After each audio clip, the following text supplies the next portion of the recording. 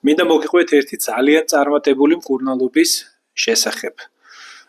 კლინიკაში შემოვიდა 35 წლის ქალბატონი, რომელსაც ორჯერ ჰქონდა გადატანილი ოპერაციული ჩარევა ხერხემლის მეხუთე მალთაშორისი დისკის თიაქარზე, შემოვიდა ძალიან ძლიერი ტკივილებით, გადაწყვეტილი ჰქონდა მესამეჯერ გაეკეთებინა ოპერაცია, თიაქარი იყო 12 მილიმეტრის ძლიერი ტკივილებით, დავიწყეთ მკურნალობა რეზორბციის მეთოდით და შედეგმაც არ დააყოვნა.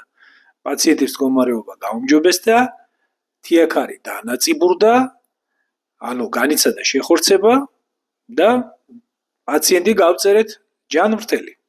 ეხლა კი გაჩვენებთ MRT სლაიდებს მკურნალობის დასაწყისში და მკურნალობის შემდეგ რა ფიქსირდებოდა. როგორც გითხარით, მკურნალობის დასაწყისში ფიქსირდებოდა 12 მილიმეტრის დიდი თიაქარი მეხუთე მალთაშორის დისკზე. მკურნალობის შემდეგ თიაქარმა განიცადა რეზორბცია, ანუ ის დანაწიბურდა. ეს იყო, ეს არის.